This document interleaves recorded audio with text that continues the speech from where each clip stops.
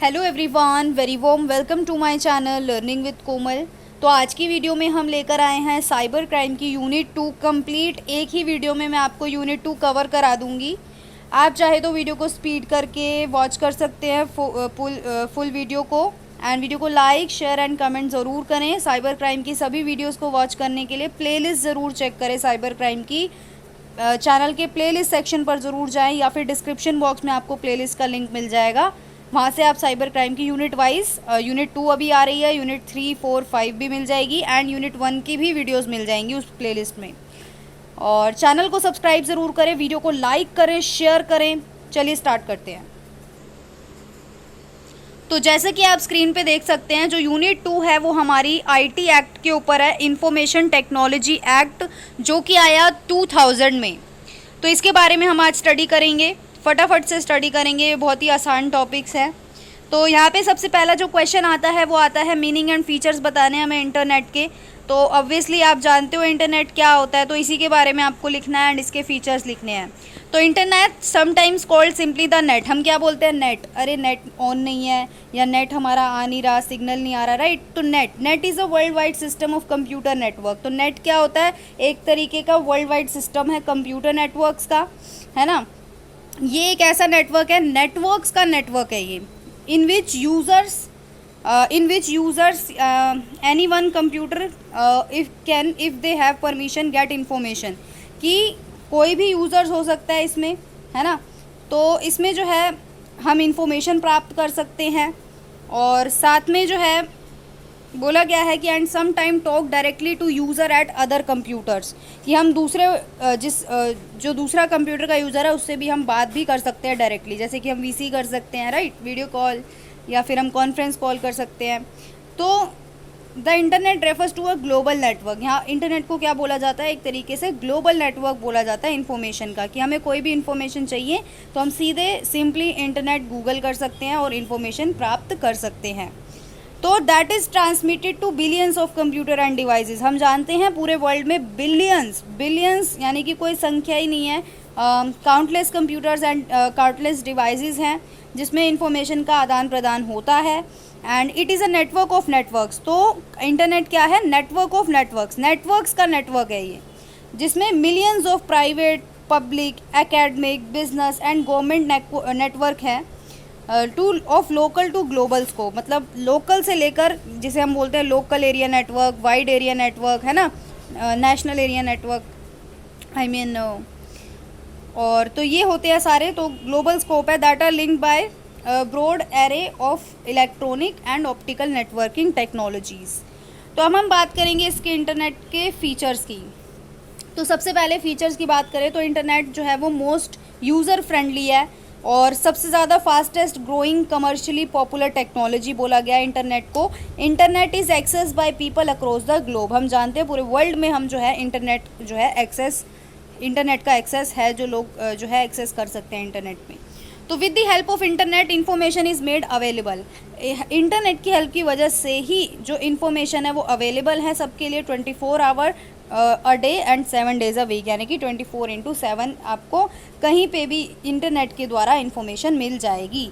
तो the sharing and integration of information with the help of internet. जब हम internet के द्वारा शेयर करते हैं और इन्फॉर्मेशन को इंटीग्रेट करते हैं तो इसमें डिसीजन मेकिंग में भी हेल्प करता है और जो भी हमें काम करना होता है, ऑपरेशंस करने आते हैं, इसमें भी एफिशिएंसी होती है। तो इंटरनेट क्या है? ह्यूज सेट ऑफ नेटवर्क है जो कि एक साथ कनेक्ट होते हैं। More than 100 separate network meet to exchange data.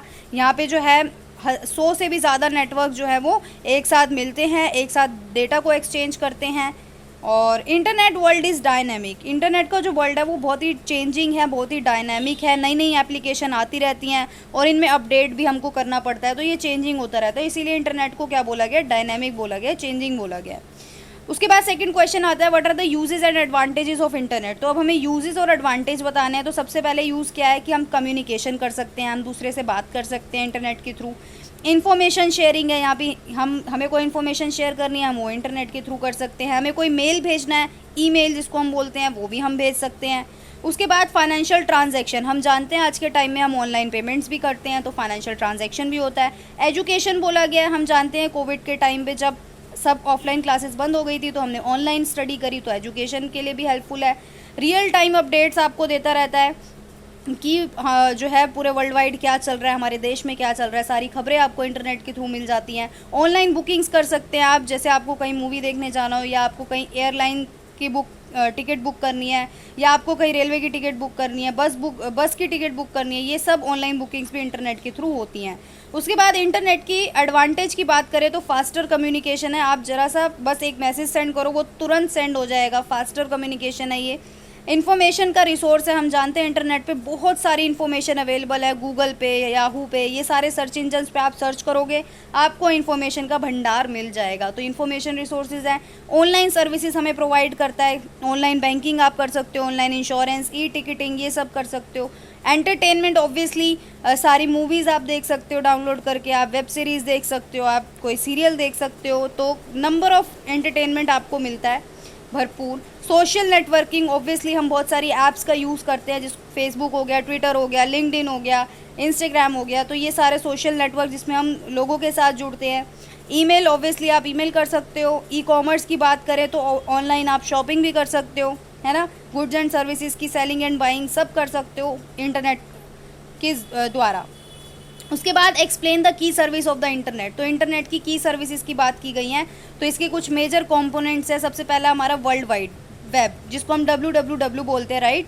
तो वर्ल्ड वाइड वेब के बारे में क्या बोला गया है कि ये इंटरनेट का ही पार्ट है जो सपोर्ट करता है हाइपर टेक्स्ट डॉक्यूमेंट को। ये यूज़र्स को अलाउ करता है कि वो देखें एंड नेविगेट करें डिफरेंट टाइप ऑफ डेटा को। तो ये एक तरीके का वेब पेज है। वर्ल्ड वाइड वेब क्या है? एक वेब पेज है, is a document encoded with hyper text markup language. तो HTML आपने सुना होगा, तो HTML से बने होते हैं, एंड HTML जो है वो अलाउ करता है designers to link content together via hyper link. तो जो भी कंटेंट है उसका लिंक जो है वो HTML द्वारा अलाउ होता है, हाइपर लिंक्स के द्वारा। जैसे हमें कोई लिंक पे जाना है तो उस पर हमें लिखा हुआ आता है HTTP या HTML, है ना, हाइपर टेक्स्ट ट्रांसफ़र प्रोटोकॉल जिसको हम बोलते हैं। तो every web page has an address, her web page का एक एड्रेस होता है, एक अलग यूनिफॉर्म रिसोर्स लोकेटर होता है, URL। जो URL होता है ना वो बहुत यूनिक होता है ना, लिंक होता है पर्टिकुलर चीज़ का। ईमेल की बात करें तो ईमेल के बारे में हम सबको पता है, electronic mail, most popular reason people use the internet, सबसे बड़ा पॉपुलर रीज़न है। To create, send and receive email message you need email program, हमारे एप्लीकेशन होनी चाहिए ईमेल की। और ईमेल हम भेजते हैं विद अ डोमेन नेम, हमारा एक डोमेन नेम होता है, लाइक आपकी कोई ईमेल आईडी होगी उसको हम डोमेन नेम बोलेंगे। तो टू यूज़ ए ईमेल, अगर आपको ईमेल यूज़ करनी है, आपका एक ईमेल एड्रेस होगा जिसमें आप क्रिएट करोगे, जैसे यहाँ पे एग्जांपल भी दिया हुआ है jsmith@aol.com, है ना, इस प्रकार की हमारी ईमेल आईडी होती है। तो ईमेल आईडी हम जानते हैं सारी स्मॉल लेटर्स में होती हैं विदाउट एनी स्पेस, और यहाँ पे @ लिखा होता है ना। न्यूज़ की बात करें तो one internet based service called news include tens of thousand of news groups. हम जानते हैं वो इंटरनेट पे भरपूर न्यूज़ अवेलेबल होती हैं, टेंस ऑफ थाउजेंड बहुत सारे न्यूज़ ग्रुप होते हैं। Each news group host discussion on a specific topic, हम जानते हैं हर न्यूज़ ग्रुप एक स्पेसिफिक टॉपिक पर डिस्कशन करता है। तो अगर आपको न्यूज़ ग्रुप में पार्टिसिपेट करना है तो आपको न्यूज़ रीडर प्रोग्राम होना ज़रूरी है, आर्टिकल्स आप पढ़ सकते हैं, और यू कैन पोस्ट आर्टिकल, आप पोस्ट भी कर सकते हैं। उसके बाद टेलनेट एक स्पेशलाइज सर्विस है that let you use one computer to access the content of another computer. तो टेलनेट एक ऐसी सर्विस है जो आपको that let you use one computer to access the content of another computer, कि अगर आपको दूसरे कंप्यूटर का कंटेंट पे एक्सेस लेना है तो आपको टेलनेट के ज़रिए मिल सकता है। तो टेलनेट प्रोग्राम जो है एक वो विंडो क्रिएट करता है into the host, so you can access file, ताकि आपको दूसरे कंप्यूटर की फ़ाइल एक्सेस कर पाएँ आप, और कमांड्स इशू कर पाएँ एंड डेटा को एक्सचेंज कर पाएँ। तो टेलनेट एक वाइडली यूज बाय लाइब्रेरीज़ के द्वारा यूज़ होता है ज़्यादातर ये, जिसमें जो विजिटर्स हैं वो इन्फॉर्मेशन देखते हैं और आर्टिकल्स को फाइंड आउट करते हैं, और ये टेलनेट की सर्विस है। उसके बाद हम बात करें FTP यानी कि फाइल ट्रांसफ़र प्रोटोकॉल क्या है। ये एक इंटरनेट टूल है जो यूज़ किया जाता है फाइल्स को कॉपी करने के लिए from one computer to another, और using a special FTP program. अगर आप FTP प्रोग्राम यूज़ कर रहे हैं या फिर आप वेब ब्राउज़र यूज़ कर रहे हैं तो आप लॉग इन टू कर सकते हैं ETP में होस्ट कंप्यूटर में ओवर द इंटरनेट पे, एंड फाइल्स को कॉपी भी कर सकते हैं अपने कंप्यूटर में। उसके बाद FTP क्या है, एक handy app for finding and कॉपिंग software. अगर आपको कोई सॉफ्टवेयर फाइल को कॉपी करना है या ढूंढना है तो आपके लिए FTP सही है। आर्टिकल्स या फिर अदर टाइप के डाटा को अगर आपको कॉपी करना है तो यूनिवर्सिटीज़ एंड सॉफ्टवेयर कंपनी जो है ना वो FTP को यूज़ करती हैं। FTP की फुल फॉर्म हमें याद रखनी है, फाइल ट्रांसफ़र प्रोटोकॉल। उसके बाद internet relay chart. Internet relay chart एक ऐसी सर्विस है जो यूज़र्स को अलाउ करती है कि वो कम्युनिकेट कर पाएँ। And like news there are 100 of IRC channel. News की तरह ही इंटरनेट रिले चैट के भी बहुत सारे चैनल्स होते हैं और you can use a special IRC program to participate in chat room. अगर आपको चैट रूम में पार्टिसिपेट करना है तो आप कोई भी स्पेशल IRC प्रोग्राम यूज़ कर सकते हैं और जो है डायरेक्टली चैट कर सकते हैं। उसके बाद इंटरनेट गवर्नेंस से आप क्या समझते हैं? तो इंटरनेट गवर्नेंस को हम कैसे डिफ़ाइन कर सकते हैं कि भाई ये एक इवॉल्विंग पॉलिसी एंड मैकेनिज़्म है जिसमें इंटरनेट कम्युनिटीज़ के जो है बहुत सारे स्टेक होल्डर्स होते हैं जो डिसीज़न लेते हैं इंटरनेट के डेवलपमेंट और इंटरनेट के यूज़ के रिगार्डिंग कि भाई किस तरीके से यूज़ होना चाहिए, किस तरीके से डेवलपमेंट होना चाहिए। तो internet governance covers a wide range of issue. Internet governance जो है वो एक wide range of issues cover करते हैं from day to day and technical and operational working of the internet. तो अब अदर वर्ड्स में अगर हम बात करें तो इंटरनेट गवर्नेंस जो है एनकम्पासेस द डेवलपमेंट। तो इंटरनेट गवर्नेंस क्या करता है? डेवलपमेंट करता है और जो भी गवर्नमेंट के द्वारा बनाई गई एप्लीकेशंस हैं जैसे कि आरोग्य सेतु फॉर एग्जांपल हो सकता है ना, तो ये क्या है? गवर्नमेंट के द्वारा बनाई गई एप्लीकेशन है। The private sector and civil society in their respective role of shared principle norms rules, ये सब आएंगे इसमें। और concept of internet governance as combined management of the technical resources. तो ये जो इंटरनेट गवर्नेंस का जो कंसेप्ट है ये किसके साथ कंबाइन है? जो भी टेक्निकल रिसोर्सेज हैं उनके मैनेजमेंट के साथ, कि भाई स्टेबिलिटी आए, कंटिन्यूड एक्सपैंड हो, जो भी इंटरनेट का यूज़ है वो बढ़ना चाहिए और स्टेबिलिटी भी आनी चाहिए। तो the term internet governance embraces the key objective of the 2005 world summit. तो जब 2005 में world summit on the information society हुआ तो उसका जो की ऑब्जेक्टिव था वो था इंटरनेट गवर्नेंस, यानी कि एक वर्किंग ग्रुप जो इस्टेब्लिश हुआ है आफ्टर अ UN इनिशिएट, यानी कि यूनाइटेड नेशन ने ये इनिशिएट लिया था कि जो है propose the following definition of internet governance. तो इन्होंने इंटरनेट गवर्नेंस को एक डेफिनेशन दिया है। वो क्या डेफिनेशन है कि इंटरनेट गवर्नेंस क्या है? डेवलपमेंट है और एप्लीकेशन बाय गवर्नमेंट्स की, डेवलपमेंट करना जो भी एप्लीकेशंस है जो भी गवर्नमेंट के द्वारा बनाई गई हैं, और प्राइवेट सेक्टर और सिविल सोसाइटी के रोल्स को जो है डेवलप करना है। साथ में शेयर्ड प्रिंसिपल्स, जो भी नॉर्म्स हैं, रूल्स हैं, डिसीजन मेकिंग प्रोसीजर्स हैं, उनको एक शेप देनी है और जो है इंटरनेट के यूज़ को भी क्या करना है? डेवलप करना है। उसके बाद बात करें ई कॉन्ट्रैक्ट से आप क्या समझते हैं और ई कॉन्ट्रैक्ट के इसेंशियल्स क्या हैं, क्या महत्वपूर्ण चीज़ें हैं इसमें? तो इलेक्ट्रॉनिक कॉन्ट्रैक्ट की बात कर रहे हैं तो एक एग्रीमेंट है जो कि क्रिएट किया गया है और साइन किया गया है इलेक्ट्रॉनिक फॉर्म में किया जाता है। तो ई कॉन्ट्रैक्ट क्या है? एक तरीके का कॉन्ट्रैक्ट ही होता है जिसमें दो या दो से अधिक लोग जो है नेगोशिएशन करते हैं और वो इलेक्ट्रॉनिक के ज़रिए जो है ये कॉन्ट्रैक्ट करते हैं, इलेक्ट्रॉनिक मींस के ज़रिए, लाइक वो वीडियो कॉन्फ्रेंस कर सकते हैं ना। तो electronic agents such as a computer program और the interaction of at least 2 electronic agents का इंटरैक्शन होना बहुत ज़रूरी है। और ई कॉन्ट्रैक्ट को हम क्या बोलते हैं? साइबर कॉन्ट्रैक्ट भी बोलते हैं या फिर डिजिटल कॉन्ट्रैक्ट भी बोलते हैं या ऑनलाइन कॉन्ट्रैक्ट भी बोलते हैं। तो ई कॉन्ट्रैक्ट जो कि क्रिएटेड हुआ है ऑनलाइन बाय डिजिटल सिग्नेचर्स किए जाते हैं इसमें, तो इसको हम लीगल बोलते हैं कि हाँ भाई ये लीगल है। तो इसके इसेंशियल्स क्या हैं? ऑब्वियसली कोई भी कॉन्ट्रैक्ट अगर आपको करना है तो सबसे पहले तो आप ऑफ़र करोगे ना, एक पार्टी दूसरे पार्टी को ऑफ़र करेगी, तो पहला इसेंशियल तो यही हो गया कि एक पार्टी जिसको कॉन्ट्रैक्ट करने की इच्छा है वो दूसरी पार्टी को सबसे पहले ऑफ़र देगी। जब ऑफ़र देगी, अगर सामने वाली पार्टी उस चीज़ को एक्सेप्ट करेगी तो फिर क्या होगा? Consensus ad idem. तो ये जो वर्ड लिखा है कंसेंसस एड आइडम, इसका क्या मतलब होता है कि दोनों ही party same thing same sense में एग्री हो गई हैं, सेम चीज़ पर वो एग्री हो गई हैं, इसका मतलब होता है कंसेंसस एड आइडम, जिसको हम बोलते हैं फ्री कंसेंट। ठीक है। उसके बाद an intention to create legal relation. तो ऑब्वियसली जब भी कोई कॉन्ट्रैक्ट होता है वो हमेशा लीगल होगा, अगर वो लीगल नहीं है तो वो कॉन्ट्रैक्ट नहीं कहलाएगा, वो सिर्फ क्या कहलाएगा? एग्रीमेंट कहलाएगा। तो अगर आप किसी को बोल रहे हो कि ये चीज़ कॉन्ट्रैक्ट है तो इट मीन्स कि वो लीगल है और लीगल रिलेशन भी होगा इसमें। और agreement is supported by lawful consideration. हम जानते हैं कि ये जो कॉन्ट्रैक्ट, ये जो एग्रीमेंट होगा ना, ये लॉफुल होगा। लॉफुल यानी कि कानून के दायरे में होना चाहिए।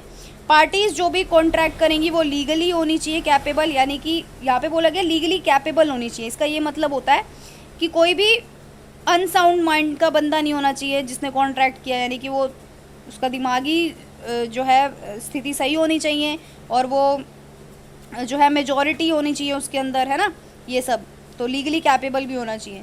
उसके बाद genuine consent between the parties, जो भी है जेन्युइन होना चाहिए। उसके बाद यही सारे चीज़ें हैं, ठीक है।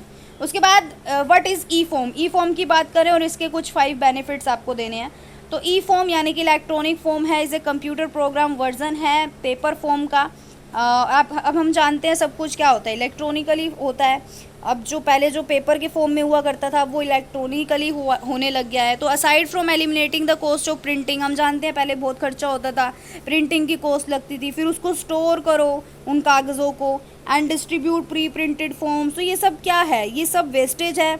और forms can be filled out faster because the program is associated with them and can automatically format, calculate, look up and validate information for the user.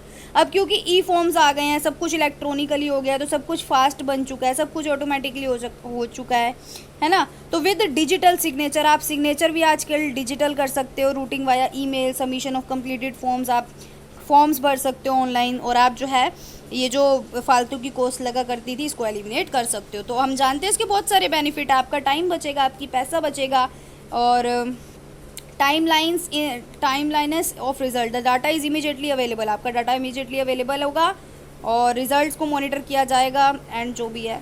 Accessibility की बात करें तो distribution via web access and email is easy. तो web access के द्वारा जब आप distribution करोगे तो ये ईमेल के द्वारा जो है आसान रहेगा। जो वेब सरफेस है या सर्वे होते हैं या फॉर्म है वो आप एक्सेस कर पाओगे किसी भी कंप्यूटर के द्वारा, यानी कि आपने ज़रूरी नहीं है कि एक जगह एक कंप्यूटर में अपना फॉर्म भरा तो आप उसको दूसरे कंप्यूटर में एक्सेस नहीं कर सकते, आप अपने फ़ोन में भी कर सकते हो ना।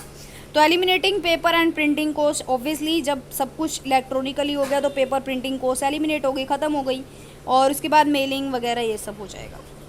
अब बात करेंगे एनक्रिप्शन का क्या मीनिंग है और इसकी एडवांटेज क्या है। जब हम व्हाट्सएप पे पढ़ते हैं encryption, end to end message, है ना, ये पढ़ते हैं ना, तो इसका मतलब क्या है।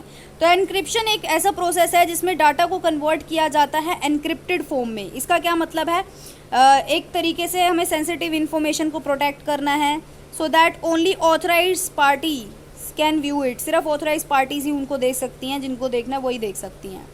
तो एनक्रिप्शन बेसिकली क्या है, एक इंडिकेशन है of users distrust of the security of the system, कि ये जो यूज़ कर रहा है उस एप्लीकेशन को उसका एक डिसट्रस्ट है। डिसट्रस्ट मतलब वो उस एप्लीकेशन पे विश्वास नहीं करता, इसीलिए ये सिस्टम आया एनक्रिप्शन का, कि जो ओनर है या ऑपरेटर है सिस्टम का, है ना। तो एनक्रिप्शन क्या करता है, जो ओरिजिनल इन्फॉर्मेशन है उसको ट्रांसफॉर्म कर देता है प्लेन टेक्स्ट में और क्लियर कर देता है उस डाटा को, और ख़त्म हो जाता है फिर वो data, which usually has the appearance of random and unintelligible data.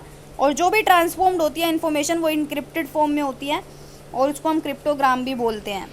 तो एनक्रिप्शन एल्गोरिदम डिटरमाइन करता है कि हाउ सिंपल और how complex the process of transformation will be, कि कितना सिंपल है और कितना कॉम्प्लेक्स है ये इन्फॉर्मेशन को ट्रांसफॉर्म करना। और ये जो इनक्रिप्शन है ये क्या प्रोवाइड करता है, एक तरीके की कॉन्फिडेंशियलिटी प्रोवाइड करता है, कि हाँ भाई आप जो है निश्चिंत रहें, आपका डेटा नहीं जाएगा किसी के भी पास।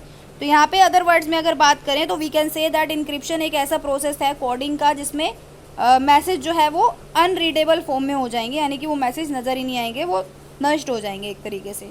तो एनक्रिप्शन क्या है, हमारी डेली लाइफ में भी यूज़ होता है। वेरियस एग्जांपल क्या है इनक्रिप्शन के, ऑनलाइन बैंकिंग, आपने एक बार बैंकिंग का ऑनलाइन किया ट्रांजैक्शन, उसके बाद वो सब नष्ट हो जाएगा, सब गायब हो जाएगा। E commerce, ATM machines, email, instant messaging जो होते हैं इनमें भी इनक्रिप्शन होता है। तो इनक्रिप्शन की एडवांटेज क्या है, ऑथेंटिकेशन, यानी कि ये पर्सनल डेटा को प्रोटेक्ट करता है, प्राइवेसी है ऑब्वियसली, और ये ऑल्टर भी नहीं करता हमारे डॉक्यूमेंट को। अकाउंटेबिलिटी की बात करें तो sender can not deny sending such information subsequently, तो जो सेंडर है भेजने वाला वो मना नहीं कर सकता उस इन्फॉर्मेशन को भेज, कि हाँ भाई उसने इन्फॉर्मेशन भेजी है। ओके, तो पर्पस क्या है एनक्रिप्शन का, कि आइडेंटिफाई करना सेंडर एंड रिसीवर के लेजिटिमेट को, और ये हेल्प करता है प्रिवेंट करने में अनऑथराइज एक्सेस या फिर कोई मॉडिफिकेशन में। एनक्रिप्शन क्या करता है, स्टॉप करता है ईवेस ड्रॉपिंग को। ईवेस ड्रॉपिंग का क्या मतलब होता है, unauthorise listening, to private communication such as phone calls, भाई फ़ोन कॉल कोई हमारा सुन ना ले, प्राइवेट जो कम्युनिकेशन होता है या जो इंस्टेंट मैसेज है वो हमारा कोई पढ़ ना ले, तो इस चीज़ को भी ये स्टॉप करता है। डेटा सिक्योरिटी की बात करें और ये किस तरीके से इंपॉर्टेंट है। डेटा सिक्योरिटी क्या है? प्रोटेक्शन करना और डेटा को प्रिवेंट करना, बचाना। किससे? अनऑथराइज एक्सेस से, यानी कि हमारे को हैक होने से बचाना है, हमारा डेटा किसी के पास चला ना जाए, उसको डिस्क्लोज करने से बचाना है या फिर वो नष्ट ना हो जाए। तो अदर वर्ड्स में बात करें, डेटा सिक्योरिटी क्या है? डिजिटल प्राइवेसी आना, उसको प्रोटेक्ट करना, डेटा को प्रोटेक्ट करना और करप्शन से उसको बचाना। क्यों? क्योंकि डाटा बहुत बड़ी चीज़ होती है, अगर वो किसी को लीक हो गई किसी पार्टी को, तो एक पार्टी को नुकसान हो सकता है ना। तो डेटा सिक्योरिटी को हम इंफॉर्मेशन भी बोलते हैं और कंप्यूटर सिक्योरिटी भी बोलते हैं, इंफॉर्मेशन सिक्योरिटी भी बोलते हैं और कंप्यूटर सिक्योरिटी भी बोलते हैं। तो अब डेटा सिक्योरिटी की क्या इम्पोर्टेंस है, तो ये बहुत ज़्यादा इंपॉर्टेंट है। देखिए कि जब एक ऑर्गेनाइजेशन इंटरनेट यूज़ करता है अपने आप को और it exposes itself to additional security threats, तो है ना, बहुत सारे थ्रेट होते हैं इसमें। Failure to install proper security system, अगर वो फेल हो गया एक प्रॉपर सिक्योरिटी सिस्टम को इंस्टॉल करने में, तो उसको बहुत महंगा पड़ सकता है ये, और जो है उसका जो बिज़नेस है वो तक लॉस में जा सकता है अगर डेटा चोरी हो गया तो इसीलिए बहुत ज़्यादा इंपॉर्टेंट है डेटा की सिक्योरिटी करना। अब आईटी एक्ट 2000 के क्या क्या ऑब्जेक्टिव्स रहे हैं, क्या क्या उद्देश्य रहे हैं। तो अब आईटी एक्ट जो है एक बहुत ही इंपॉर्टेंट कानून है जो कि इंडियन साइबर लॉ से रिलेटेड है, और ये 2000 में इंडिया की पार्लियामेंट में पास हुआ था। This act help to promote business via internet, कि ये जो एक्ट आया ना, ये बिज़नेस को प्रमोट करने के लिए आया इंटरनेट के ज़रिए, कि आप अपना बिज़नेस जो है वो इंटरनेट के द्वारा शुरू करें। और this act has laid down a set of rules and regulation which apply only an electronic business transaction. तो जो भी हम ऑनलाइन ट्रांजैक्शन करते हैं उससे रिलेटेड है, ये उस चीज़ पे अप्लाई होता है। आईटी एक्ट 2000 की बात करें तो कौन कौन से इश्यूज़ के ऊपर ये एड्रेस करता है, तो नंबर 1 लीगल रिकॉग्निशन होना चाहिए इलेक्ट्रॉनिक डॉक्यूमेंट का, और साथ में डिजिटल सिग्नेचर होने ज़रूरी हैं। ऑफेंसेस एंड कॉन्ट्रावेंशन, तो ये सारे इसके क्या है, एड्रेस करता है इस चीज़ को। और ये सभी क्राइम, जो भी साइबर क्राइम है उससे रिलेटेड भी प्रिवेंट करता है आईटी एक्ट हमारा। एंड उसके बाद हमारा बोला गया है इसके ऑब्जेक्टिव्स की बात करें तो नंबर 1 ऑब्जेक्ट है to grant legal recognition to transaction, कि जो भी ट्रांजैक्शन हो रही है उनको लीगल रिकॉग्निशन देना, carried out by means of electronic data interchange. कहने का मतलब अगर आप आज कोई ऑनलाइन ट्रांजैक्शन कर रहे हो तो वो इलेक्ट्रॉनिकली आपकी सेव हो जाएगी, अगर आपको फ्यूचर में उसकी ज़रूरत पड़े तो आप उसको शो कर पाओगे, है ना। To give legal recognition to digital signature, आपका डिजिटल सिग्नेचर जो है उसको लीगल रिकॉग्निशन मिल जाएगी। और to facilitate and give legal sanction to electronic transfer of funds between the banks and financial institution and the customer, कि ये इसमें भी फैसिलिटेट करता है कि आजकल जो बैंकिंग के द्वारा या कस्टमर के द्वारा फंड्स ट्रांसफ़र किए जाते हैं, इसको भी ये लीगल बनाता है और इसमें भी फ़ायदा, मतलब सरल बनाता है इसको। To give legal recognition for keeping books of account, अगर आपको अकाउंट मेंटेन करने हैं तो इसको भी एक लीगल रिकॉग्निशन मिलता है। और to create a civil and criminal liabilities for contravention of various provision, जो भी हमारे आईटी एक्ट के प्रोविजंस हैं उसको भी क्रिएट करता है ये। अब यहाँ पे हमें कुछ टर्म्स दी गई हैं जिसको आप पढ़ लेंगे। ये एक्सेस है, एड्रेसी है, तो ये कोई ज़्यादा मुश्किल टर्म्स नहीं है, हो जाएंगी ये। कंप्यूटर हमें पता है, तो मैं आपको 5-6 पढ़ के बता देती हूँ। एक्सेस की बात करें तो मींस गेनिंग एंट्री इनटू, मतलब आपको किसी चीज़ में एक्सेस लेना है ना, किसी चीज़ में एंट्री चाहिए तो वो एक्सेस है। एड्रेसी मतलब वो पर्सन होता है who is intended by the originator to receive the electronic record but does not include any intermediary, कि एक ऐसा ओरिजिनेटर जो इलेक्ट्रॉनिक रिकॉर्ड को रिसीव करता है और वो कोई इंटरमीडियरी नहीं होता। इंटरमीडियट यानी कि बिचौलिया, कोई बिचौलिया उसमें नहीं होता। एडजुडिकेटिंग ऑफिसर की बात करें तो ये अपॉइंट किया जाता है आईटी एक्ट सेक्शन 46 के अंतर्गत, और इसी तरीके से इसकी काफ़ी सारी डेफिनेशंस हैं वो आप पढ़ लेंगे। वीडियो को लाइक शेयर कमेंट ज़रूर करें। Thank you so much.